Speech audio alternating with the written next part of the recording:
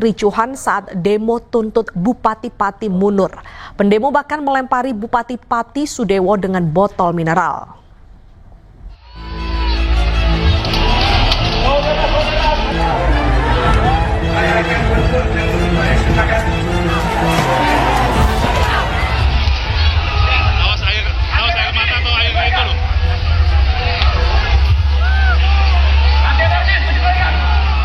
Unjuk rasa ratusan warga di depan gedung DPRD Kabupaten Pati Rabu kemarin berlangsung ricuh.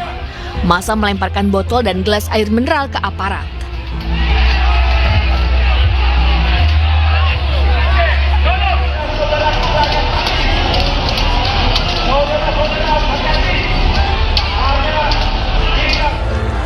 Situasi semakin memanas karena massa memaksa masuk ke dalam gedung DPRD. Kericuhan terjadi setelah tuntutan massa untuk menemui Bupati Sudewo tak kunjung dipenuhi.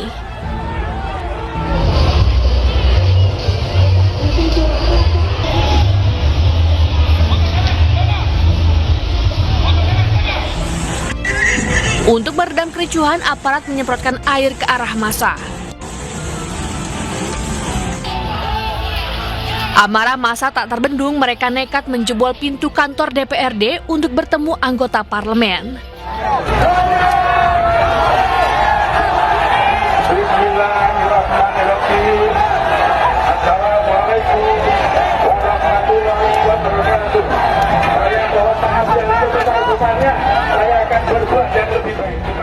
Lama ditunggu, Bupati Pati Sudewo akhirnya menemui massa pendemo.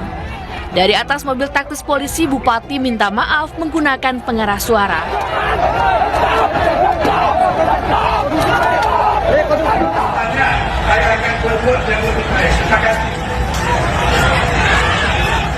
Namun massa justru membalas dengan melemparkan botol air mineral dan benda-benda lainnya. Polisi dan ajudan yang berjaga langsung melindungi Bupati dengan tameng.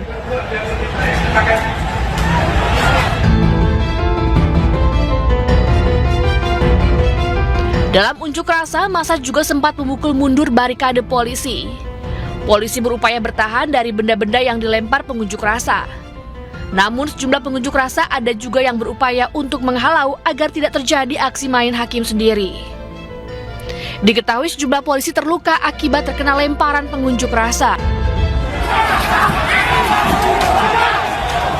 Pengunjuk rasa menuntut Bupati Sudewo untuk mundur dari jabatannya. Meski Bupati telah meminta maaf dan membatalkan kenaikan tarif pajak bumi dan bangunan sebesar 250% yang membuat warga Pati protes besar-besaran. Tim Liputan iNews melaporkan. Memanasnya unjuk rasa menuntut Bupati Pati mundur berujung pembakaran satu mobil polisi. Polisi menangkap 11 provokator dan memburu pelaku pembakaran mobil.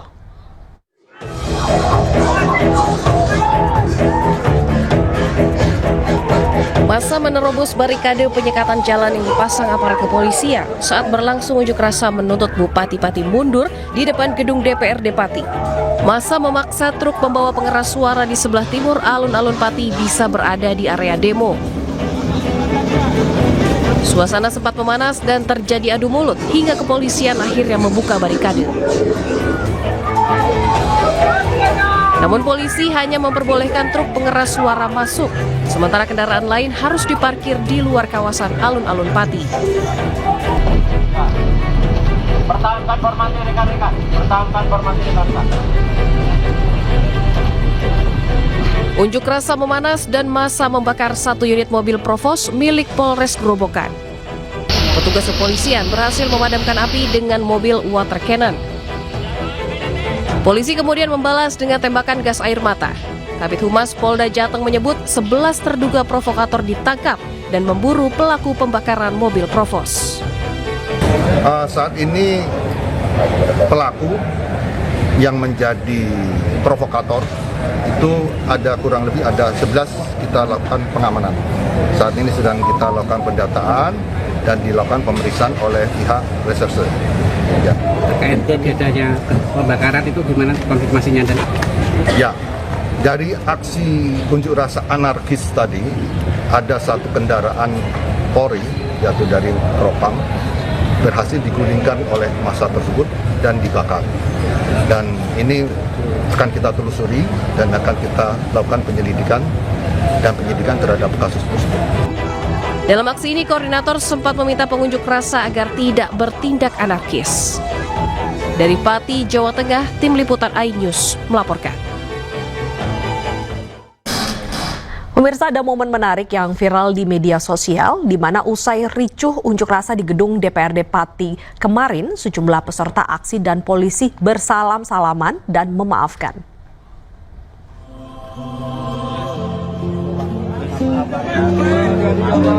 Dalam video yang viral ini merekam momen mengharukan usai unjuk rasa di depan gedung DPRD Pati.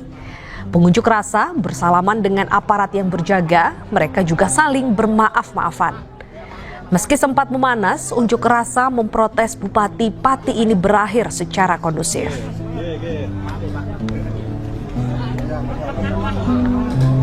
Saat ini pelaku yang menjadi provokator itu ada kurang lebih ada 11 kita lakukan pengamanan. Saat ini sedang kita lakukan pendataan dan dilakukan pemeriksaan oleh pihak reserse. Ya.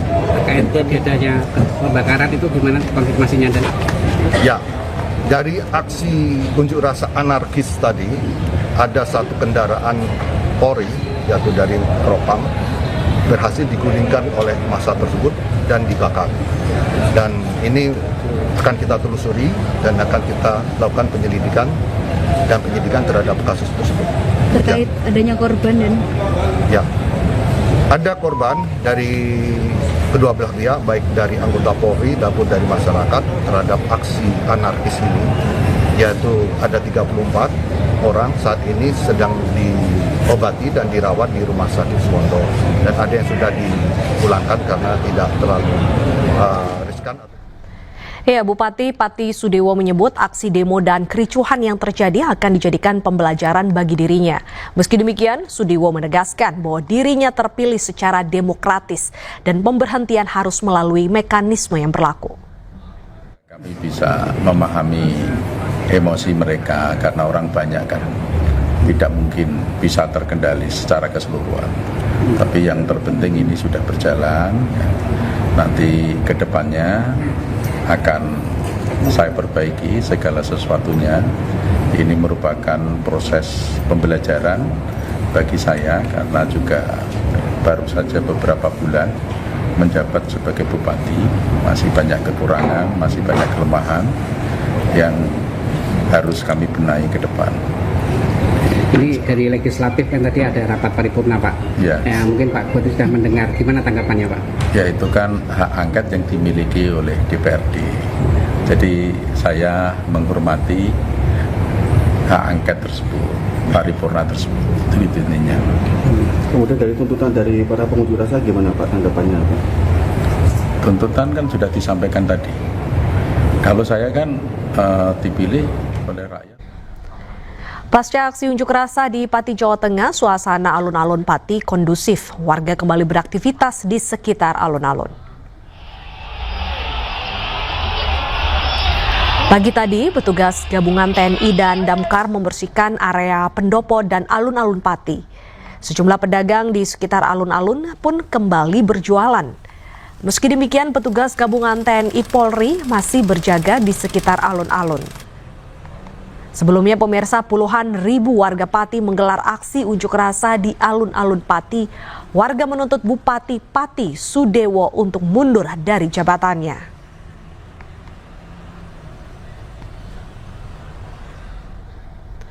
Sementara itu, pemirsa, Dewan Perwakilan Rakyat Daerah Kabupaten Pati, Jawa Tengah telah menggelar sidang paripurna dan menyepakati pembentukan panitia khusus hak angket untuk memakzulkan Bupati Pati Sudewo. Rabu tanggal 13 Agustus, DPRD Kabupaten Pati, Jawa Tengah menggelar sidang paripurna untuk mengakomodir tuntutan warga yang menginginkan Bupati Sudewo mundur dari jabatannya. Sidang paripurna yang digelar mendadak ini menyepakati pembentukan panitia khusus atau pansus hak angket untuk memakzulkan Bupati Pati Sudewo. Seluruh partai setuju, termasuk Partai Gerindra yang merupakan partai Bupati Sudewo.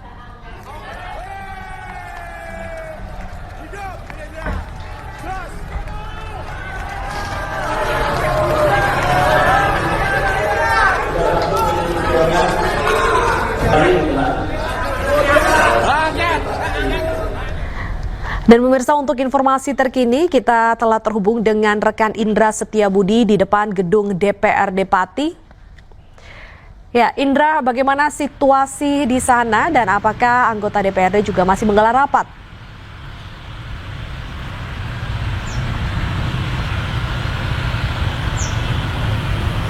Baik, selamat siang Deta dan juga pemirsa. Dapat kami informasikan situasi terkini di depan gedung ataupun kantor Bupati Pati, Jawa Tengah, dan juga di depan gedung DPRD Jawa Tengah, di mana memang situasi terkini sudah mulai normal sekali, Deta dan juga pemirsa, dan memang jalan juga sudah mulai normal kembali dan masyarakat Pati juga sudah melakukan kegiatan seperti biasanya.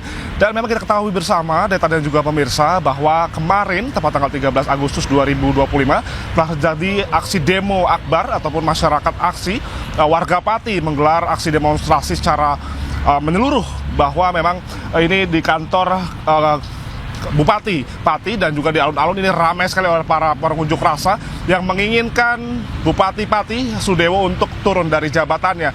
Dan mengingat kemarin ini bahwa ini terjadi siang hari hingga sore hari kemarin, Deta dan juga pemirsa, terjadi kekeosan yang sangat ricu sekali, yang mana aksi lempar-melempar sudah tidak terhindarkan kembali, dan sehingga pihak kepolisian juga melakukan penembakan gas air mata ke arah demonstrasi guna untuk mengkondusifkan kembali situasi yang kemarin itu sangat-sangat keos sekali, Deta dan juga pemirsa. Namun ada menjelang maghrib ataupun malam hari ini, para masyarakat aksi ini sudah membubarkan diri lantaran sudah disetujui kesepakatan terkait DPRD menerima kesepakatan daripada tuntutan para pendemo, yang mana untuk melakukan tim pembuatan pansus terkait pemakzulan Bupati Pati Jawa Tengah, yakni Sudewo, yang mana hingga sampai saat ini, Deta dan juga pemirsa, bahwa saat ini DPRD masih melakukan rapat sidang paripurna, di mana mengingat ini untuk menindaklanjuti usulan daripada masyarakat Pati terkait pemakzulan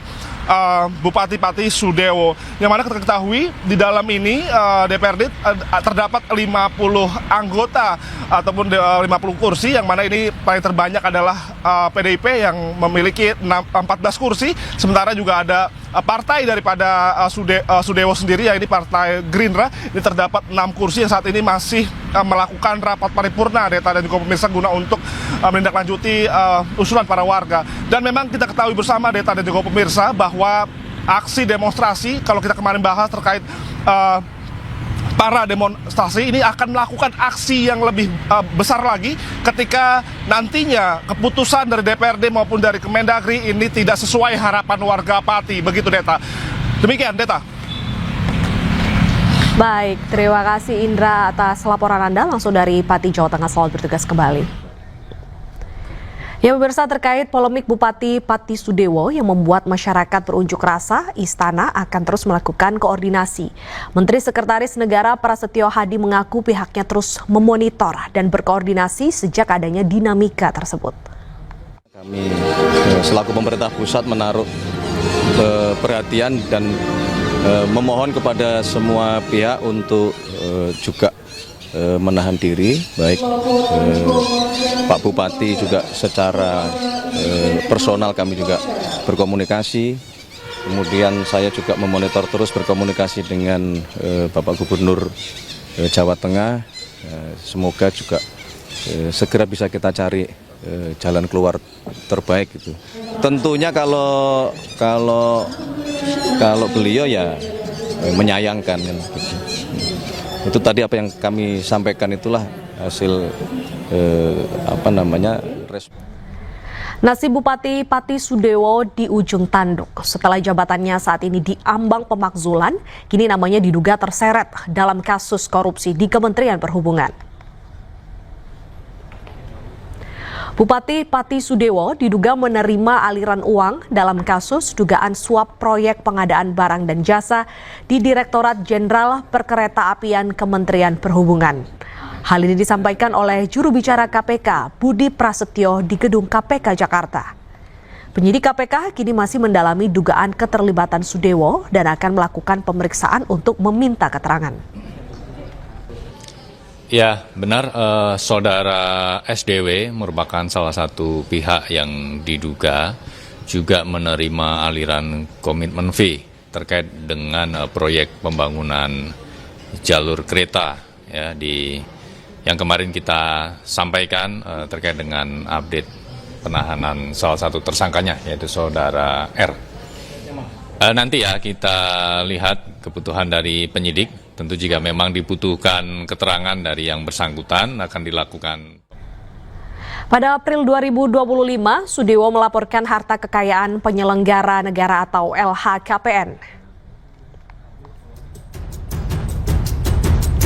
Tercatat Sudewo memiliki total harta sebesar 31,5 miliar rupiah.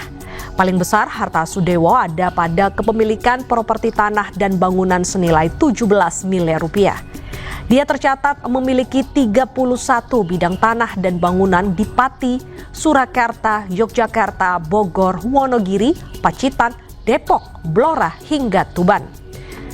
Kemudian dia juga memiliki 8 alat transportasi terdiri dari 6 mobil dan 2 motor senilai 6,3 miliar rupiah. Sudewo juga memiliki surat berharga senilai 5,3 miliar serta uang tunai senilai 1,96 miliar. Sudewo juga memiliki harta bergerak senilai 795 juta dan tercatat tidak memiliki utang.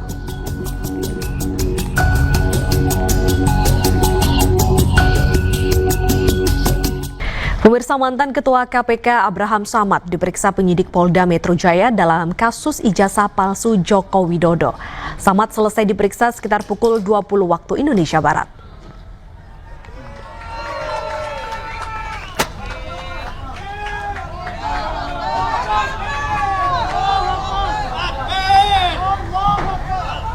Usai diperiksa penyidik Polda Metro Jaya, mantan Ketua KPK Abraham Samad mengatakan materi pemeriksaan berbeda dengan substansi dari surat panggilan. Terkait hal ini, Samad menilai pemeriksaan ini melanggar Kitab Undang-Undang Hukum Acara Pidana atau KUHAP. Sementara terkait materi pemeriksaan hanya meliputi podcast dirinya bersama Roy Suryo CS.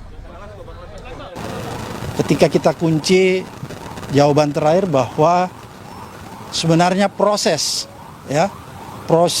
pengambilan BAP pada hari ini itu melanggar Kitab Undang-Undang Hukum Acara karena tidak sesuai dengan surat panggilan mengenai tempus dan locus delictinya. Selain tidak sesuai dengan KUHAP, dia juga melanggar prinsip-prinsip hak asasi manusia.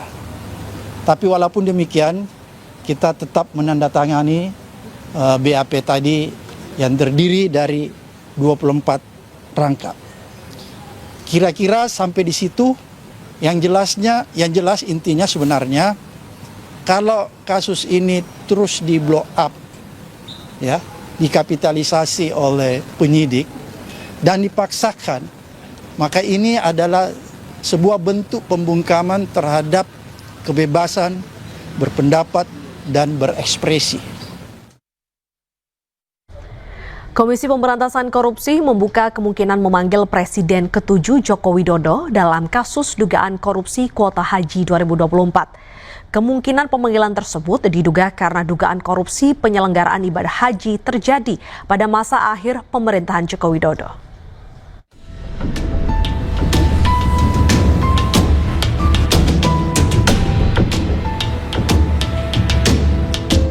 Komisi Pemberantasan Korupsi membuka kemungkinan memanggil Presiden ke-7 Joko Widodo dalam kasus dugaan korupsi kuota haji 2024. Kemungkinan pemanggilan tersebut diduga karena dugaan korupsi penyelenggaraan ibadah haji tersebut terjadi pada masa akhir pemerintahan Joko Widodo.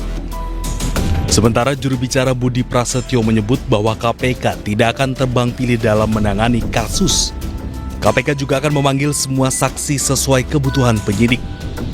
Pemanggilan terhadap semua saksi tentu tergantung kebutuhan dari penyidik. KPK terbuka untuk memanggil siapa saja yang diduga mengetahui konstruksi perkara ini dan dapat membantu membuka dan membuat terang dari penanganan perkara ini. Ada nama yang boleh di-spill, Bang? Beberapa? Ya, belum bisa kami sampaikan. Untuk update pemeriksaan saksi dalam tahap penyidikan, kami secara rutin akan share ke teman-teman. Selain itu, nama Joko Widodo muncul karena kuota haji tambahan itu merupakan hasil lobi langsung ke Jokowi ke pemerintah Arab Saudi saat Jokowi masih menjabat sebagai Presiden RI. Tim Liputan iNews melaporkan. Mantan Wakil Presiden Tri Sutrisno menegur pengawal Wapres Gibran gara-gara sepatu. Tri mengatakan rumahnya bukan masjid hingga Gibran dan rombongan tak perlu buka alas kaki. Ini bukan masjid, tahu ya. Bukan masjid itu rumah, nggak boleh buat satu. Inilah momen saat Tri Sutrisno menegur Pas Pampres saat mengantar Gibran ke halaman rumah. Tri melihat ternyata sejak tadi di ruang tamu, Gibran dan rombongan buka sepatu masuk ke rumahnya. Ia pun menegur pengawal Gibran. Menurut Tri Sutrisno, rumahnya bukan masjid hingga tak boleh buka alas kaki. Kunjungan Gibran ke rumah Tri Sutrisno untuk mengantar undangan peringatan HUT ke-80 Republik Indonesia. Gibran disambut langsung Tri Sutrisno dan istri serta anaknya. Gibran dan Tri Sutrisno juga membahas pengalaman kepemimpinan, wawasan kebangsaan, dan persatuan di tengah dinamika global. Selain karena perkara lepas alas kaki masuk ke rumah, banyak pihak menganggap pertemuan Gibran dan Tri Sutrisno ini menandakan desakan pemaksulan sudah selesai. Mengingat Tri Sutrisno salah satu yang menandatangani petisi tersebut.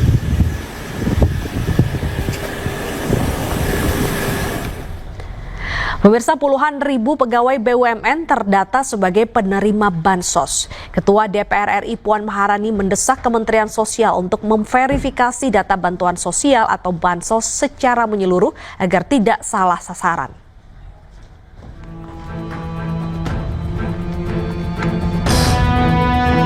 Pusat Pelaporan dan Analisis Transaksi Keuangan atau PPATK menemukan sejumlah kejanggalan dalam data penerima bantuan sosial atau Bansos 2025 yang diajukan oleh Kementerian Sosial.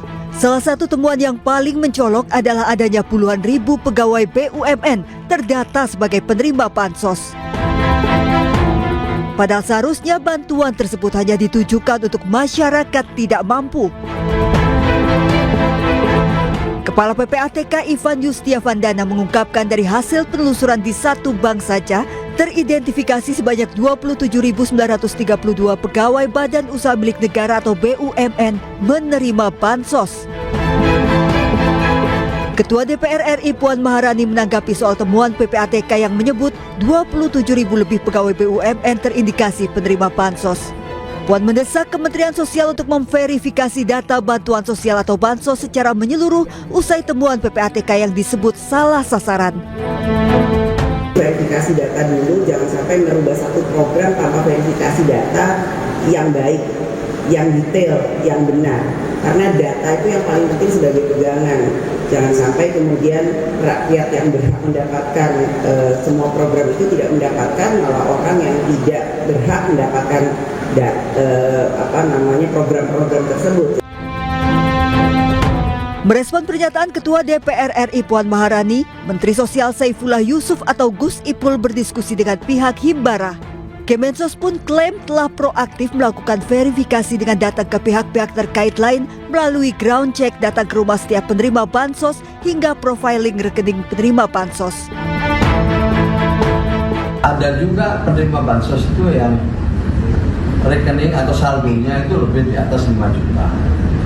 Kemudian ada yang main jumroh, ada yang identitasnya itu sebagai pegawai BUMN, ada dokter dan lain sebagainya. Yang bisa jadi itu pengakuan mereka pada saat membuka rekening pada masa-masa awal.